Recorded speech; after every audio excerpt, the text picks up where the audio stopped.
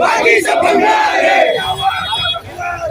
नहीं चलेगी, नहीं चलेगी, तानाशाही नहीं चलेगी। आवाज आवाज़ें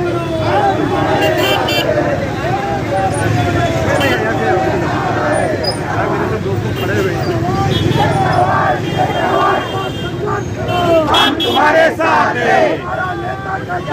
हमारे साथ कैसा हो, हमारे साथ कैसा हो। हम तुम्हारे साथ हैं, हम तुम्हारे साथ हैं, हम तुम्हारे साथ हैं। शरद पवार, शरद पवार, शरद पवार, शरद पवार।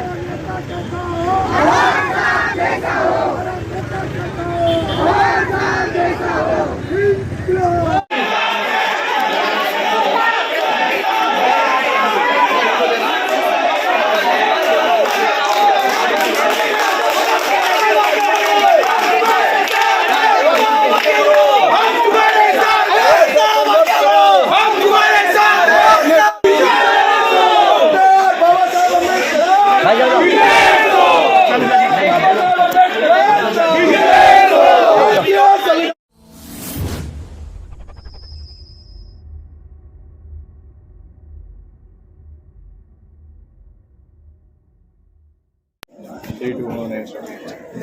रोता जी, ये जो 354 का शील भंग का अपराध आपके पति विधायक जितेंद्र अवार्ड पर दर्ज किया गया, कल रात में आनंद फानंद दर्ज किया गया। वीडियो में साफ दिखाई दे रहा है कि रास्ता नहीं था और उसको हटाने के लिए उन्होंने हाथ लगा करके कहा है साइड हो जाओ। तो इस तरीके के जो मामला दर्ज हो रहे हैं, तो किस तरीके का रात से विरोध जो आप लोगों का चल रहा है, तो अब पुलिस का आपको क्या जवाब मिला है ऐसी झूठी एफआईआर को लेकर? Thank you. सारा मीडिया, सारे लोग, सब लोग यही बोल रहे हैं कि ये एफआईआर झूठी है। पुलिस ने जिस स्पीड से इस एफआईआर को दाखिल किया है, पुलिस अगर ऐसे ही काम सारे गुनाहों के लिए करे तो बहुत ही आबादी आबाद हो जाए, हमारे यहाँ कोई गुनाह ही ना बचे।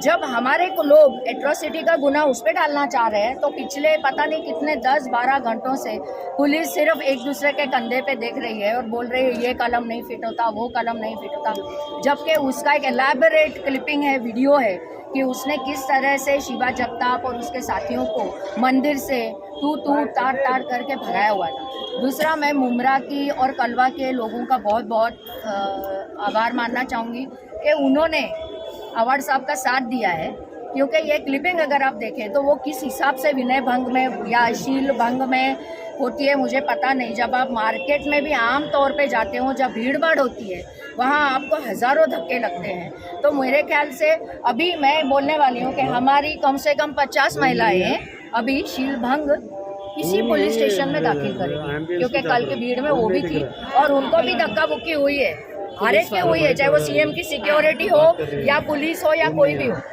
तो आपको अगर इतना अपने आप के शील से अगर प्यार है तो आप पॉलिटिकल प्रोग्राम में या बड़ी भीड़ भाड़ में मत जाओ। इतना करने के बाद भी कोई भी अगर आप देखोगे वहाँ दूसरी कोई भी लेडी नहीं है। ये खुद इतने नैरो रास्ते में साहब की तरफ गई चल के, साहब आ रहे थे, साहब ने उसके पहले शायद खासदार जी को भी ऐसा किया है और वो आगे चले गए। उन्होंने सिर्फ हाथ से साइड में किया। उसके पहले मैं इसलिए बोलना चाहूंगी कि ये मुमरा का लोकल चैनल है, इधर आप सबको पहचानते, मैं जिनका नाम लेने वाली हूँ। राजन किने साहब ने कल हमारे सब कार्यकर्ताओं को ये बोला है कि इस आमदार को भगाना है, आप लोग इस आमदार को भगाओ और मुझे आमदार बनाओ। क्या यही वजह है राष्ट्रवादी कांग्रेस पार्टी में होने के बावजूद राजन किने, अनीता किने, मोरेश किने कल रात से आपके इस विरोध प्रदर्शन में कहीं भी दिखाई नहीं दे रहे? नहीं, वो नहीं आए, मुझे फर्क नहीं पड़ता। विरोध प्रदर्शन में किसी को जानबूझ के लाना हमारी संस्कृति नहीं है। अगर आपको लग रहा है कि अगर आप सही के लिए विरोध कर रहे हो तो आओ, अगर आपको नहीं लग रहा आप भले घर पे बैठो, जो होना है हम देख लेंगे। लेकिन अब बस हो गया, ये जो बार बार ये जो ऑपोजिशन को स्पेशली अवार्ड साहब को टारगेट किया जा रहा है, हम नहीं सहेंगे। आप क्या करेंगे? इंसान आखिर में क्या होता है, मर ही सकता है, इससे ज़्यादा क्या करोगे आप? तो चलो अभी देख लो, बीजेपी को ये सीट भी लड़नी है, बीजेपी को ये सीट जीतनी भी है, ऑल द बेस्ट। उनको मतदाताओं ने किसी हालात में नहीं होगा, उनको मतदाताओं ने चुन के दिया है तो हम सीट का फैसला भी मतदाताओं पर ही छोड़ना चाहेंगे। रुता जी, अगली रणनीति क्या होगी? इस तरीके के झूठे एफआईआर, वो भी महिलाओं के साथ जो है दुर्व्यवहार जैसे झूठे अपराध दर्ज किए जा रहे हैं, वो भी एक विधायक के खिलाफ। तो अब राष्ट्रवादी कांग्रेस पार्टी की, उसकी महिला आघाड़ी की, राष्ट्रवादी कांग्रेस ऑलरेडी उनका एक जो ये था, ऑलरेडी वो लोग मिलने गए हैं राज्यपाल जी से, कोश्यारी सर से, और वो शायद अभी मिलेंगे। और हमारे प्रदेश अध्यक्ष है वो भी घर पे आए हुए हैं। और ये लड़ाई मैं खुद विधायक की पत्नी नहीं, जितेंद्र आव्हाड की पत्नी के हिसाब से अभी उस महिला, उनका मैं नाम भी नहीं लेना चाहती, I don't think I should name, लेकिन उनके कंधे पे बंदूक रख कर आव्हाड साहब को निशाना बनाया जा रहा है। और जो भी बुरा होगा, अच्छा होगा, वो उनका होगा। जो पीछे खड़े हैं उन्हें कभी कुछ आंच नहीं आती। और मुझे इस बात का दुख है, एक लेडी होते हुए मुझे एक लेडी के लिए ये बोलना पड़ रहा है कि उन्हें मोहरा बनाया जा रहा है इस पट पे, इस पॉलिटिकल पूरे पट पे। रुता जी, एक आखिरी सवाल। आप भी महिलाएं हैं, आपके साथ सारी महिलाएं हैं, और हमेशा महिलाओं के हितों और हकों के लिए आपकी आवाज मुखर रही है, चाहे वो संघर्ष संस्था के जरिए। लेकिन ऐसी जो महिलाएं हैं जो झूठ गढ़ती है और वुमन सेंट्रिक लॉस का जो एक बेनिफिट मिलता है, तो ऐसी महिलाएं झूठी शिकायतें पुरुषों के खिलाफ आमतौर पर, हाल ही में कर्नाटक हाईकोर्ट में भी पोक्सो एक्ट के लेकर के, उनके तमाम केसेस को लेकर के जजेस के पैनल ने विधि विभाग को, लॉयर एडवाइजरी डिपार्टमेंट को कुछ सजेशंस किए हैं। तो इस पर रोक लगने के लिए सरकार ने कोई कानून या कोई प्रोविजन जो है वो बनाना चाहिए या नहीं? बनाना चाहिए, क्योंकि ये बहुत सेंसिटिव टॉपिक है। और इतना कोई गया गुजरा है नहीं कि हजारों लोगों की भीड़ में कोई किसी का विनय भंग करे। What is the definition of molestation? Please understand first, open the books of law. इसीलिए मैंने पुलिस को भी बोला है कि अगर ये गलत साबित हुआ तो उन्हें भी हम क्यों बख्शे। आप हमेशा ऊपर वालों के प्रेशर में आते हो। सब पुलिस ने मिलकर एक बार रिजाइन करना चाहिए कि no, we will not do this. अगर आप हर वक्त इस तरह के गलत एफआईआर लोगों के बारे में यूज करते हैं, आप रात को सो सकते हो? कितने लोग आते हैं इस पुलिस स्टेशन में, किसकी कंप्लेन बिना हमें फोन किए बिना यहाँ दर्ज होती है। इसका एक बार आप प्लीज कोई रिसर्च करें। जब तक हमारे पास बेचारे फोन नहीं आते और जब तक हम खुद इंटरव्यू नहीं करते हैं कि कंप्लेन दर्ज होनी हर एक की चाहिए, वो बाद में चाहे वो गलत हो या सही, उसका फैसला इन्वेस्टिगेशन के बाद होता है। लेकिन यहाँ पे आए हुए, पुलिस स्टेशन में आए हुए आम आदमी की भी कंप्लेन लेने के लिए उसको इतनी गालियाँ पड़ के इतना सुनना पड़ता है। और इस लेडी की complain within no time एक छोटे से क्लिपिंग पे ले ली। अभी हम स्क्रीन्स लगाएंगे शहरों में, लोगों को पता चले कि आव्हाड साहब ने किस तरह का विनय भंग किया है।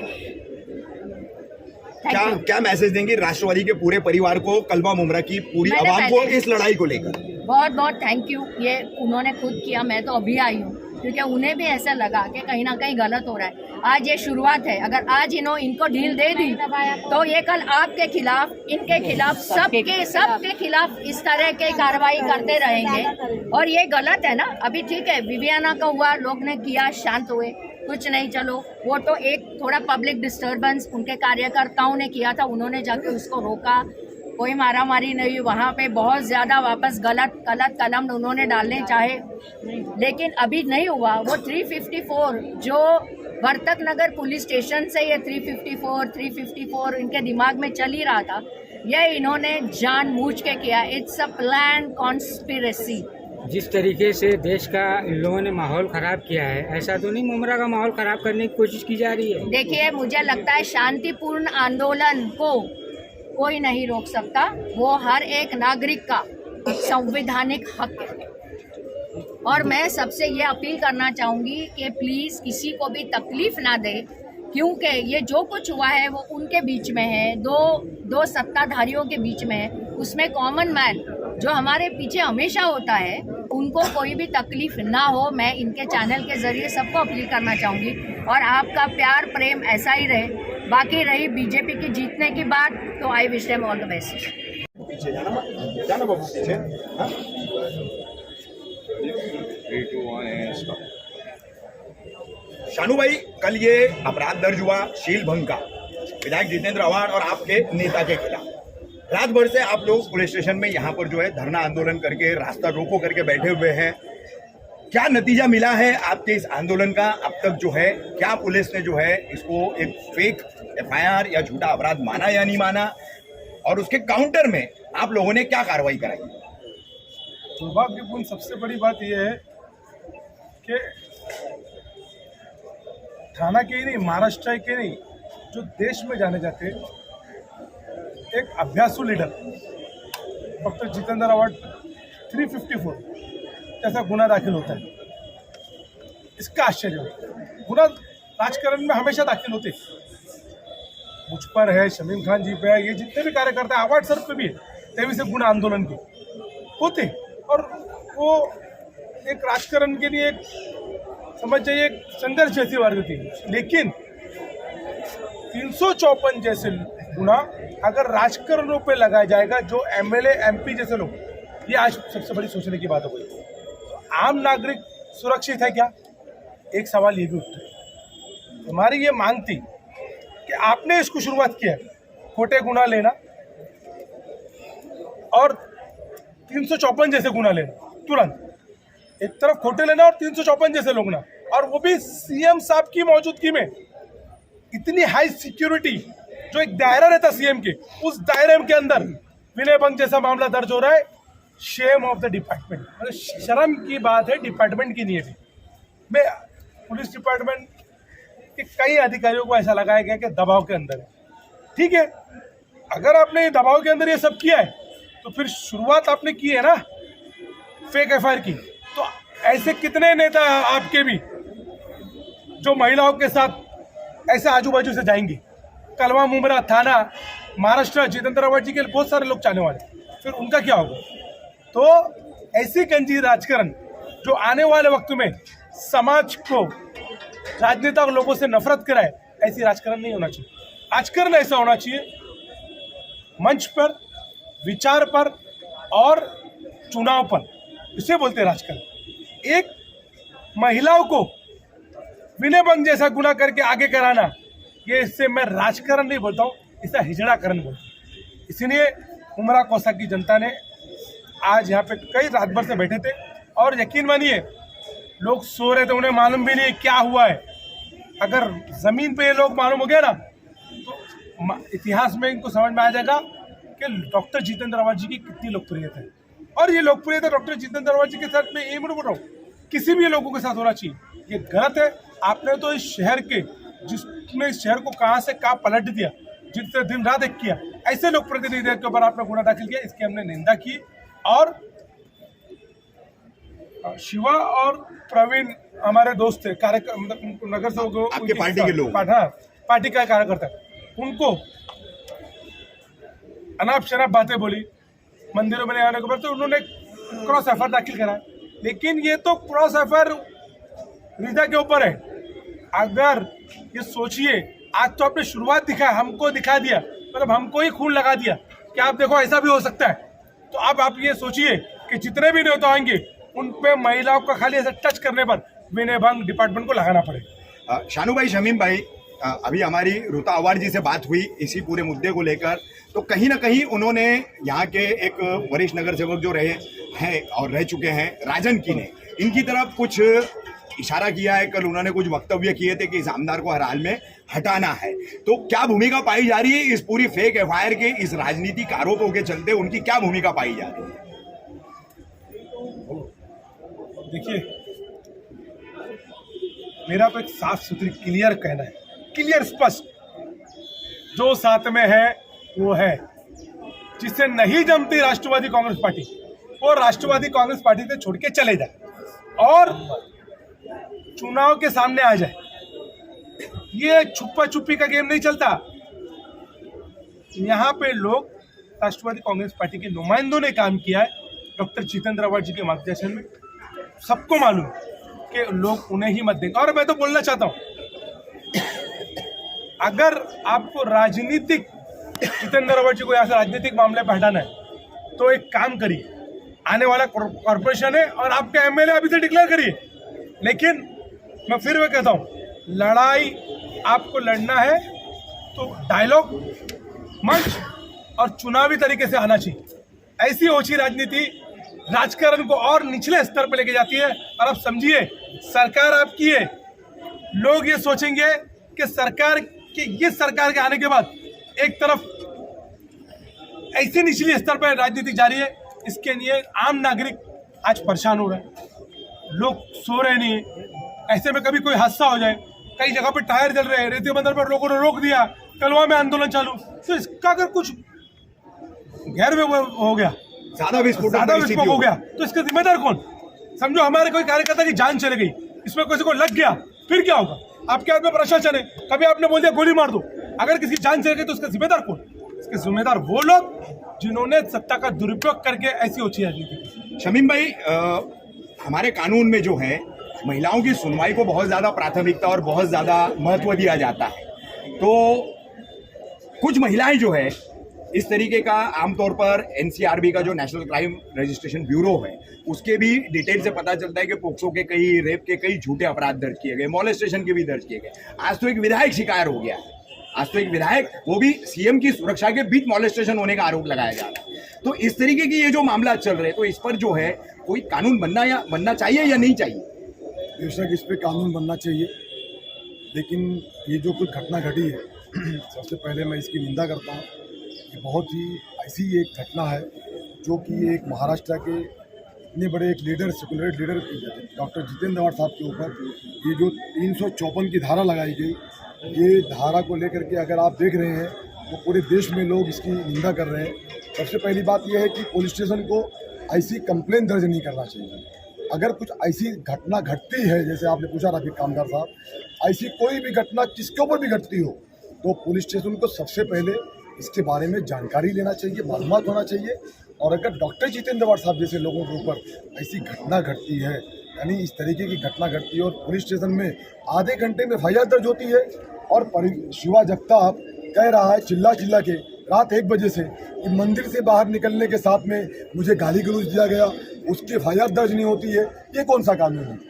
मैं इसके अब काउंटर में वो FIR दर्ज हुई है आज। देखिए, मैं ये कहना चाहता हूँ वो दर्ज जरूर हुई रफीक कामदार साहब, लेकिन रात में इसकी लड़ाई 1 बजे से स्टार्ट हुई है।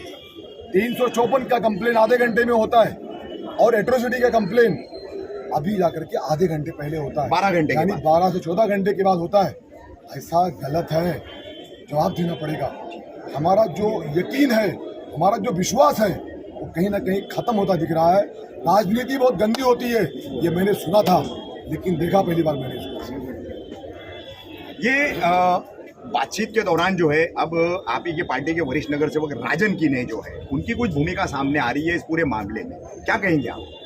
देखिए, मैं यही कहना चाहता हूँ कि कोई भी इंसान हो, मैं सबसे पहले मेरी बात करना चाहता हूँ, कोई भी इंसान हो अगर वो किसी के साथ रहे तो वफादारी और ईमानदारी के साथ रहना चाहिए। अगर उसको लगता है कि भाई ये लाइन मुझे क्रॉस करने से नुकसान होगा या मेरे लिए खाड़ी में हमको खाई में लेके जाएगा, तो उसको क्रॉस नहीं करना चाहिए, उसको छोड़ देना चाहिए। तो कोई भी इंसान आज के इस गंदे अपराध से जो लोगों तक पहुंच गए, आप इसका चुनाव में नतीजा देखिएगा। जितेंद्र आवाड़ जी जो लीडिंग थी उनकी, अबाव उससे +25,000%। हमारे साथ जो है शिवा जगताप और प्रवीण पवार है, जिनकी अभी FIR दर्ज कराई गई है एट्रोसिटी एक्ट के खिलाफ। रीदा रशीद, जिन्होंने विधायक जितेंद्र आवाड़ के खिलाफ जो ये FIR दर्ज कराई थी। प्रवीण, क्या बताना चाहोगे? क्योंकि शिवा नहीं रख पाते कानूनी तौर पर, जो है क्या पूरा ये मामला हुआ है, कैसे ये एट्रोसिटी का मामला हुआ था और इतना देरी क्यों हुई दर्ज करने में? छठ पूजा का त्यौहार था, हर साल हम हिंदू भाइयों के साथ छठ पूजा में शामिल होते हैं। तो शिवा भाई, मैं, पल्लवी, हम लोग सब मिलकर छठ पूजा के काम के बारे में देखने के लिए हम लोग वहाँ पे गए तालाब के पास। तो रीदा रशीद आई वहाँ पे और सीनियर साहब थे, DCP साहब थे, सबके सामने बोलती है कि इन लोग को मंदिर से बाहर निकालो, इन लोग को यहाँ से निकालो। तो हम निचले जाति के हैं, हम दलित समाज के हैं, इसके लिए आप सबके पुलिस प्रशासन के सामने कहते हो कि मंदिर से बाहर निकालो, तो इसका मतलब तो हम यही समझेंगे कि पुलिस प्रशासन भी सत्ताधारियों का साथ दे रही है। तो इस पर हम लोग उसी दिन FIR करने वाले थे एट्रोसिटी का, पर हमारे नेता डॉक्टर जितेंद्र आवाड़ साहब ने हमसे कहा कि छठ पूजा का माहौल ख़राब नहीं होना चाहिए, हिंदू भाइयों का त्यौहार जैसे हम मिलजुल कर करते हैं वैसे ही अच्छे तरीके से होना चाहिए, इसके लिए हमने उस चीज़ को नज़रअंदाज किया।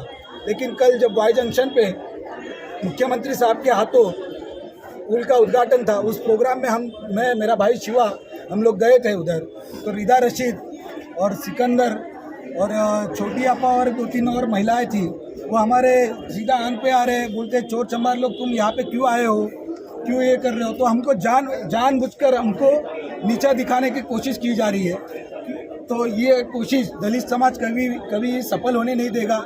इस चीज़ का दलित समाज हर तरीके से विरोध करेगा। और इसके ऊपर हमने डीसीपी साहब के साथ बैठकर रात 12 बजे से बैठकर अभी हमारी एफआईआर ली गई है। तो आप सोचिए कि कितना बड़ा प्रेशर उनके ऊपर आ रहा है। हमारे सामने उनको फ़ोन आ रहे हैं बहुत किसी के, उन्होंने नाम नहीं बताया, नहीं तो अगर बता देता तो मैं मीडिया के सामने सीधा बोल देता। अब आपकी एट्रोसिटी के तहत रिदा रशीद और उनके साथियों के खिलाफ एफआईआर पुलिस ने दर्ज कर ली है। पुलिस से किस तरीके की कार्रवाई की जो है आप उम्मीद कर रहे हैं? हम पुलिस तो कुछ भी सरकार ये नहीं कर रही है। एट्रोसिटी एक्ट अंतर्गत पहले गुनाह दाखिल होता है, फिरियादी को बिठाया जाता है, सब चीज़ें की जाती है, पर यहाँ पे कोई सुनवाई नहीं हो रही थी। हमको आंदोलन करना पड़ा, चिल्लाना पड़ा, रात भर चिल्लाए, जब जाके हमारी फिरियाद सुनी गई। वो कहते हैं प्रेशर है, अरे आप ड्यूटी कर रहे हो, आप संविधान को बचाने कायम करने के लिए सक्षम नहीं हो तो आप अपनी ड्यूटी छोड़ दो। आप अगर किसी नेता के प्रेशर में आके अगर गुनेगार इतने लेट, हम रात में 12 बजे बैठे थे, अभी 3 बजने आए। और आपने जो शमीम भाई और शानू भाई से आपने जो पूछा कि राजन कीने साहब के बारे में जो मैडम ने कहा, मेरी और शिवा भाई की और दलित समाज की तो एक ही राय है कि महाराष्ट्र की जो सेक्युलर अवार्ड साहब है, अगर आप कहीं तो अवार्ड साहब के सामने इलेक्शन में लड़ने से डरते हो, इसके लिए आप ऐसी राजनीति करते हो। मेरा तो खुला चैलेंज है कि अगर आप अवार्ड साहब के सामने इलेक्शन में नहीं खड़े रह सकते, नहीं डरते हो, तो आप रिदा रशीद के साथ साड़ी पहन के मुंब्रा में घूमिए। हमारे चैनल को सब्सक्राइब करें, बेल आइकन जरूर प्रेस करें हमारी न्यू वीडियो सबसे पहले देखने के लिए।